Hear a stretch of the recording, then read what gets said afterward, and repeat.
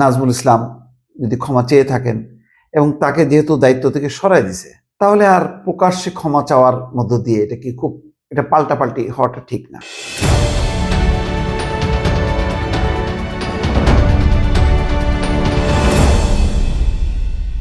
কি হাস্যকর বিষয় দেখেন, ক্ষমা চাওয়া আর না চাওয়া নিয়ে পুরো ভণ্ডুল হয়ে গেল বিপিএল। আপাতত তাই, কবে থেকে শুরু হবে ঠিক নেই। ক্রিকেটাররা দাবি করছেন যে নাজমুল ইসলামকে প্রকাশ্যে ক্ষমা চাইতে হবে।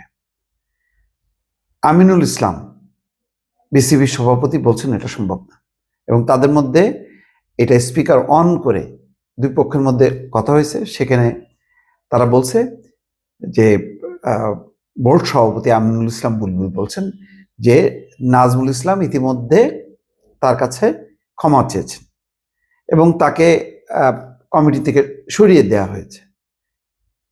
কিন্তু তিনি যেহেতু একজন সম্মানিত মানুষ, তিনি প্রকাশ্যে ক্ষমা চাইতে পারবেন না, এবং এটা তার পক্ষে বলাও সম্ভব না যে তাকে যে আপনি প্রকাশ্যে ক্ষমা চান।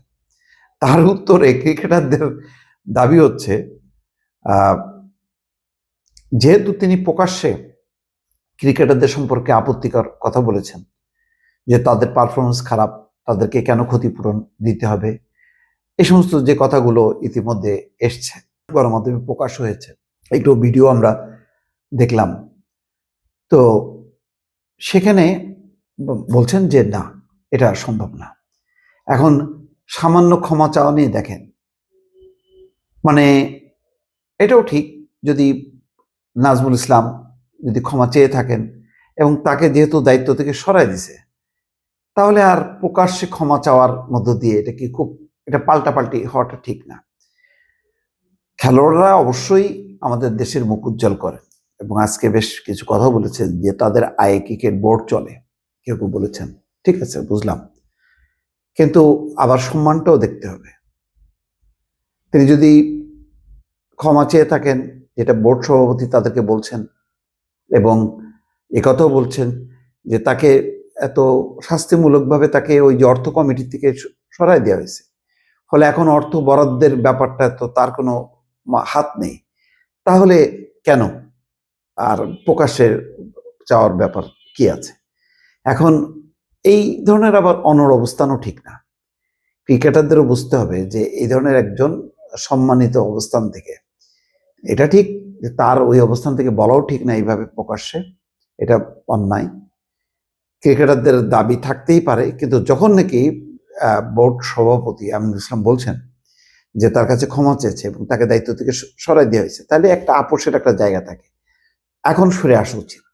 আমার ধারণা যে ক্রিকেটারদের বেশি বাড়াবাড়ি করা উচিত না।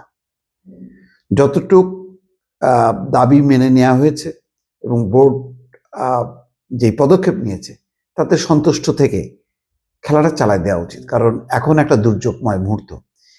এমনিতেই আইপিএল নিয়ে একটা সংকট তৈরি হলো মুস্তাফিজ, যার প্রেক্ষিতে বাংলাদেশ টি-20 ওয়ার্ল্ড কাপে পর্যন্ত খেলবে না বাংলাদেশের মান সম্মান বজায় রাখার জন্য, এবং এটার জন্য কি খেসারত দিতে হবে আমরা জানি না। ইতিমধ্যে একজন বলেছেন যে এমন হইতে পারে যে জিম্বাবুয়ে ছাড়া আর কোনো বিশ্বের অন্য কোনো দল আর বাংলাদেশের সাথে খেলবে না। তো এমন পরিস্থিতিতে আর বিষয়টা বাড়তে দেওয়া উচিত না। এখন আন্তর্জাতিক অঙ্গনে আমরা খেলতে পারবো না, ধরে নিলাম যে এখন পর্যন্ত যে টি-20 খেলতে পারবো না, তারপরে আভ্যন্তরীণভাবে বিপিএল খেলাটাও এসব কারণে অনিশ্চিত হয়ে যাবে। এইরকম ক্রিকেটের এমন মহা দুর্যোগ টেনে আনাটা কোনোভাবে ঠিক না। প্রত্যেকে যার যার জায়গা থেকে একটা দায়িত্বশীল আচরণ করা উচিত। দর্শক ভালো থাকবেন, আল্লাহ হাফেজ।